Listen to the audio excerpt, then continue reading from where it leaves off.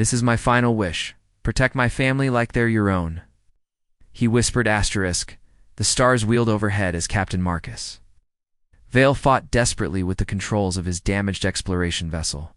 Warning lights bathed the cockpit in crimson as the ship plummeted through the atmosphere of planet Zarian. He had been leading a peaceful diplomatic mission when pirates attacked, leaving his ship crippled and falling toward the unknown world. Below, the impact came with tremendous force, throwing Marcus against his restraints as metal screamed and twisted around him. Smoke filled the air, and sparks danced from shattered control panels. As consciousness flickered back, he heard something that made his blood run cold, a voice crying out in pain from somewhere in the wreckage, fighting through twisted metal and debris. Marcus followed the sound until he found her.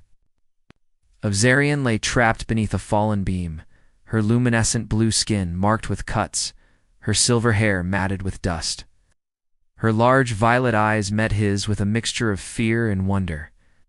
She had never seen a human before, and he had never encountered anyone quite like her. "Please," she whispered in accented but clear English, "help me." Her voice carried a musical quality that seemed to resonate in his chest. Without hesitation, Marcus wedged his shoulder beneath the beam and lifted with all his strength. His muscles strained and burned as he slowly raised the crushing weight, allowing Naya to pull herself free. As she emerged from the wreckage, he couldn't help but notice her graceful form, tall and elegant, markings that glowed softly along her arms like living constellation. "Thank you," she breathed, placing a gentle hand on his arm. The touch sent an unexpected warmth through him. "I am Princess Naya. You risked your life for a stranger." "Marcus Vale," he replied, still catching his breath. "And you're not a stranger anymore." They worked together to escape the smoking wreckage. Marcus found himself drawn to her courage and intelligence. Despite her injuries, Naya helped him gather supplies and guided him through the alien landscape toward her people's city. The way she moved with fluid grace, the way her eyes sparkled when she smiled, everything about her seemed to challenge every assumption he had about alien life.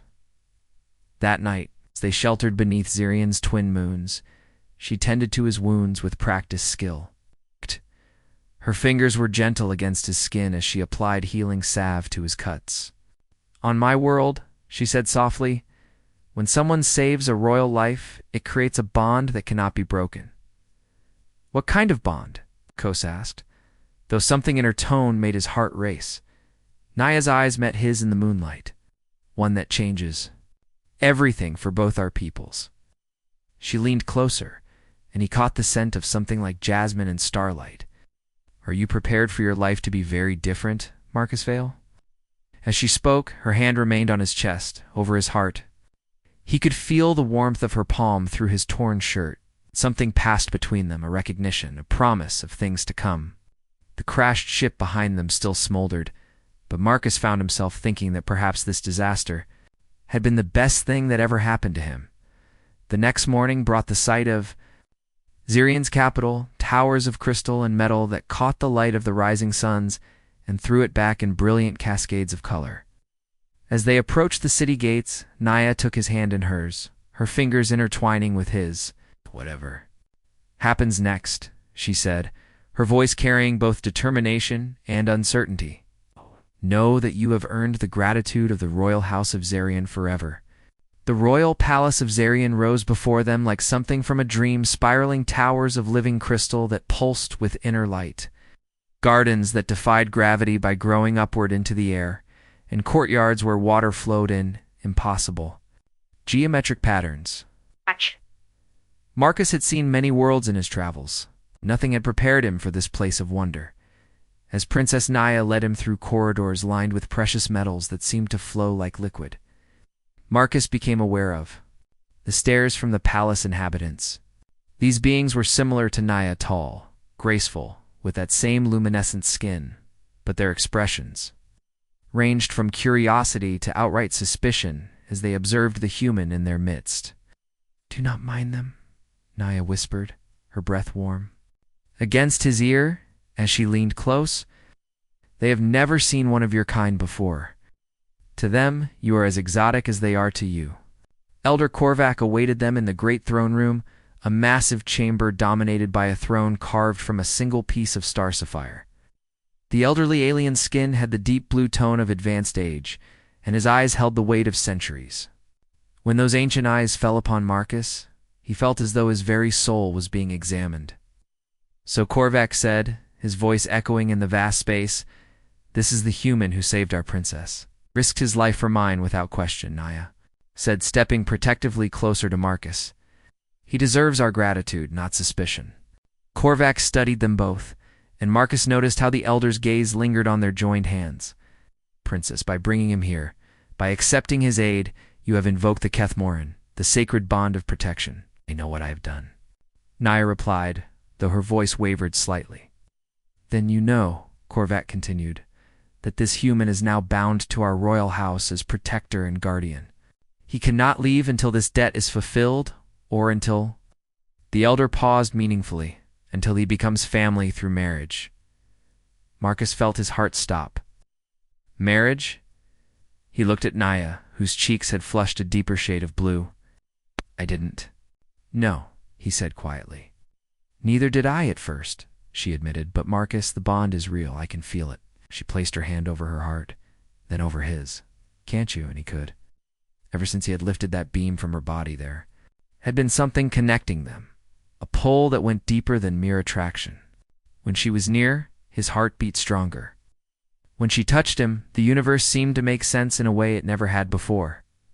That evening, Aja showed him 2 chambers that had been prepared for him, rooms fit for royalty, with walls that shifted color based on his mood, and a bed that seemed to float just above the floor. What captured his attention was the balcony that connected his room to hers.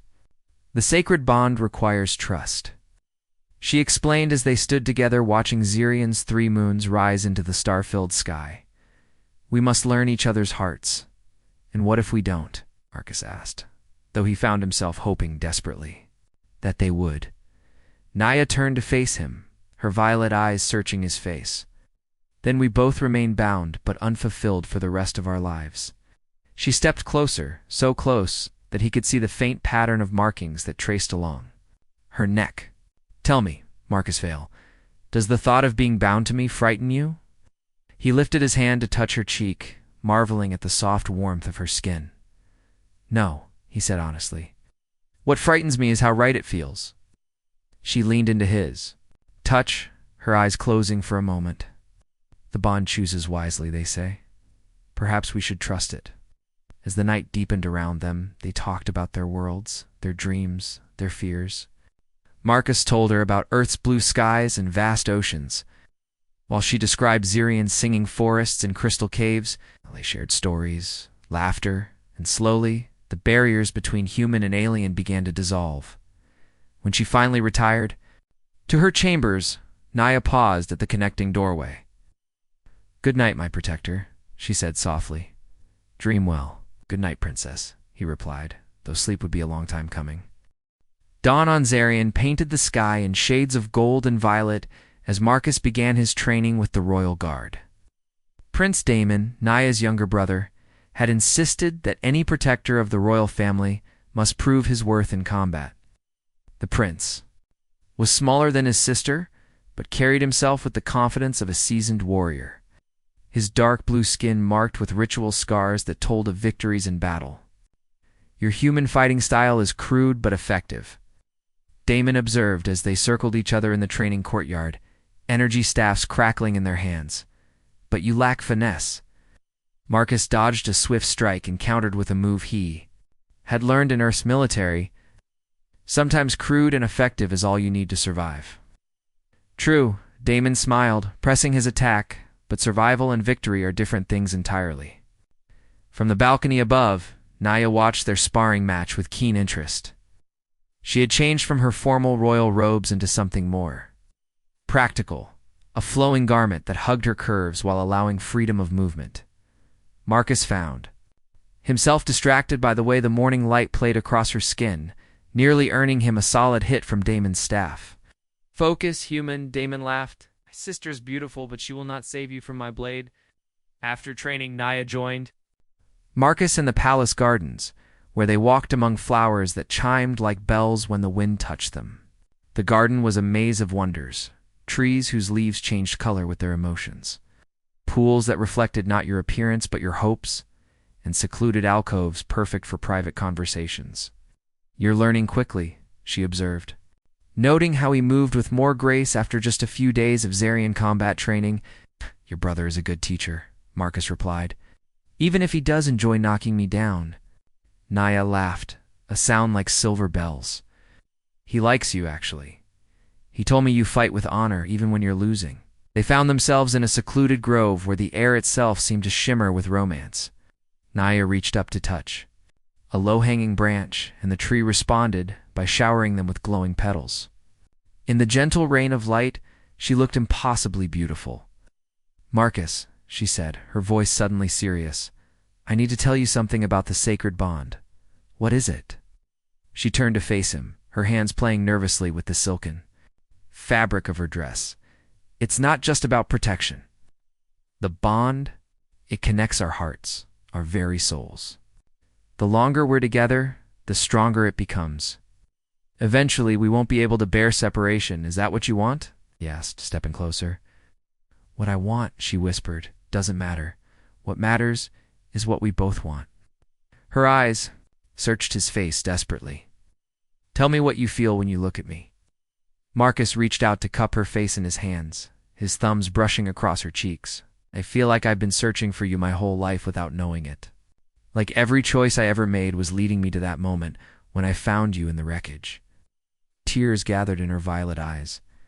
"And I feel like I was dying until you saved me, not just from the debris, but from a life without love." Their lips met in a kiss that sent shockwaves through both their beings.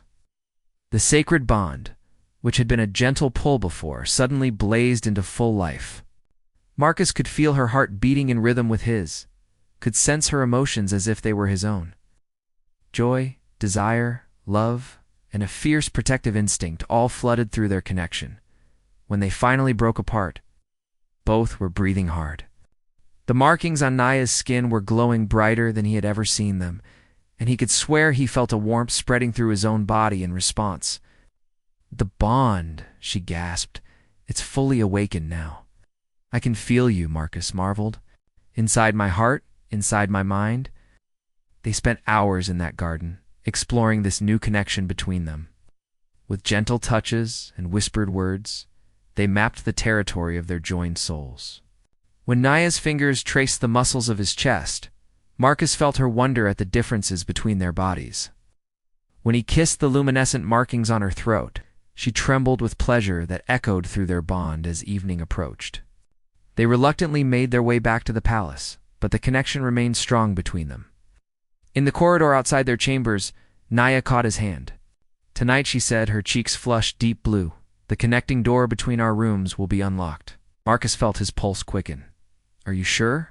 "The sacred bond has chosen," she replied, rising on her toes to whisper in his ear. "Are we to deny what our hearts already know?" That night, under the light of Zirian's 3 moons, 2 souls became one in every way that mattered.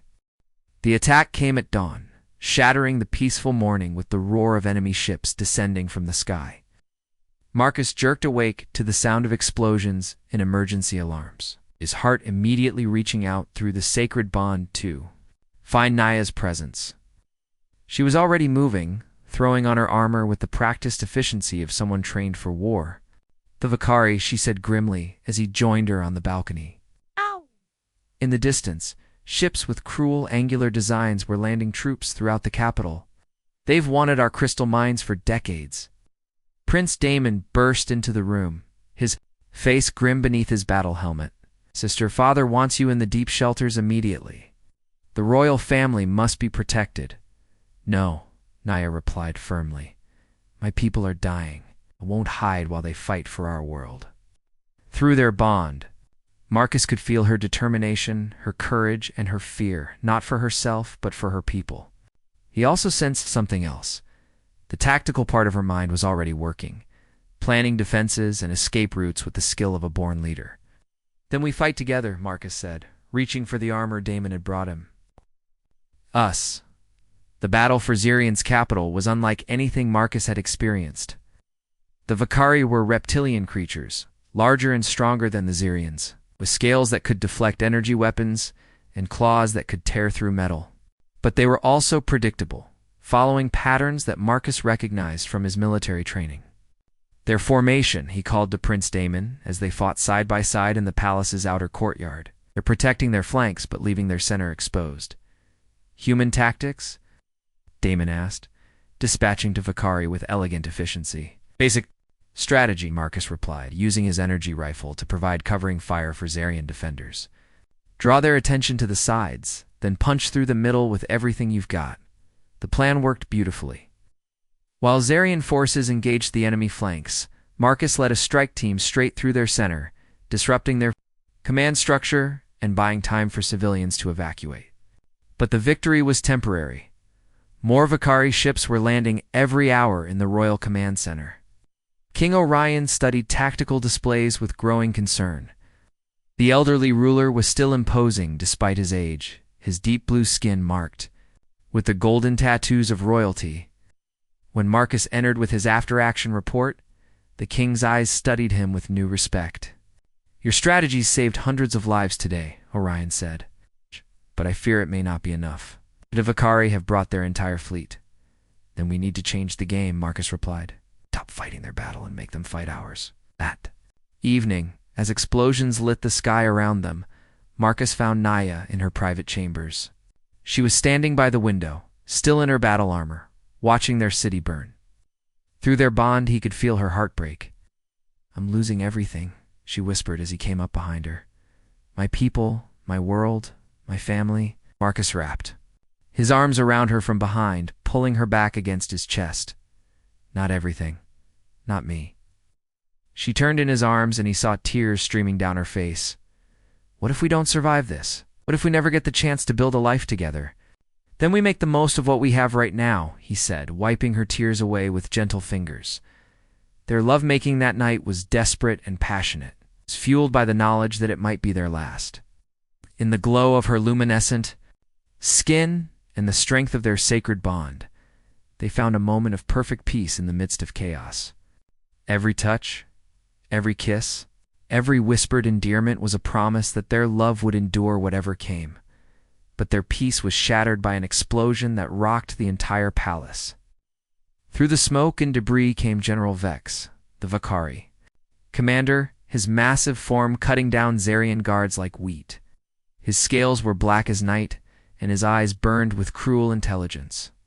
The human Vex hissed, his voice like grinding stone. The one who has been teaching the cattle knew tricks. Marcus positioned himself between the general and Naya, his weapon trained on the massive creature. If you want her, you'll have to go through me. Vex laughed, a sound like breaking glass. Gladly, the fight was brutal and swift. Vex was stronger, and faster than any opponent Marcus had ever faced. But the human had something the Vakari didn't. Desperation fueled by love. Every blow he struck was powered by his need to protect Nayed. Every dodge was guided by their bond showing him, her fear and faith in him. In the end, it was that bond that saved them. Vex prepared to deliver a killing blow. Naya's mind touched. Marcus's through their connection, showing him exactly where to strike. His blade found the gap in the general's scales, and the great creature fell. But victory came at a cost. More Vakari were coming, and King Orion lay wounded in the throne. Room struck down while defending his people. King Orion lay dying in Marcus's arms, his golden tattoos fading as his life ebbed away. The great throne room was filled with the sounds of distant battle as Vakari forces pressed their final assault on the palace. Princess Naya knelt beside, her father tears streaming down her face as she held his hand. My daughter, the king whispered, his voice barely audible above the chaos. My time has come, but yours is just beginning. Father, don't speak like that, Naya sobbed. The healers are coming, you'll be fine. But Orion's ancient eyes had already accepted what his heart knew. He turned his gaze to Marcus, studying the human who had changed everything for his family. You saved her life when she fell from the sky. You've defended our people as if they were your own. You've loved my daughter with the pure heart of a true protector. Marcus felt the weight of the king's words, the gravity of this moment that would define the rest of his life. Through the sacred bond, he could feel Naya's grief, her fear, and her desperate love for both him and her dying father. Marcus Vale, King Orion continued, his grip surprisingly strong as he grasped the human's hand. I name you Prince Consort of Zarian, protector of the royal line, guardian of my children. Eyes found Marcus's and held them. This is my final wish. Protect my family like they're your own. Swear it, Marcus replied without hesitation. With my life, with my soul, with everything I am. The king smiled, an expression of profound peace crossing his features. Then my legacy is secure. His eyes closed for the final time as Prince Damon arrived with the last of the palace guard. Father, Damon cried, but it was too late. The king of Zarian was gone. My lord Captain Thane of the Royal Guard said urgently, the Vakari have breached the inner defenses. They have minutes before they reach the throne room. Marcus looked around at the faces turned to him, Naya, Damon, the surviving guards. The palace staff who had chosen to stay and fight rather than flee, all of them, looking to him for leadership in their darkest hour. The escape tunnels, he said, making the hardest decision of his life. Get everyone to the ships, all of you. What about you? Naya asked, though through their bond she already knew his answer. Someone has to buy you time, Marcus replied, checking his weapons one final time. The Vakari want a symbol to break? Let them have me instead of you. No, Naya said fiercely, grabbing his arm. We go together or not at all. The sacred bond? The sacred bond means I protect you, Marcus interrupted, cupping her face in his hands. Even from myself. Even from my own desire to stay with you forever. Through their connection, she felt his love, his determination, and his absolute certainty that this was the only way to save her people. I won't leave you, she whispered. You will, he said gently, because you're a queen now. Your people need you alive more than they need me alive. Damon stepped forward, his young face aged by the weight of sudden responsibility. Brother, he said, using the title for the first time, there has to be another way. Marcus smiled at the prince. Take care of her for me. Both of you take care of each other. The sound of approaching Vakari grew louder. Marcus kissed Naya. One last time, pouring all his love through their bond. Go, he whispered against her lips. Live. Build something beautiful from the ashes of today.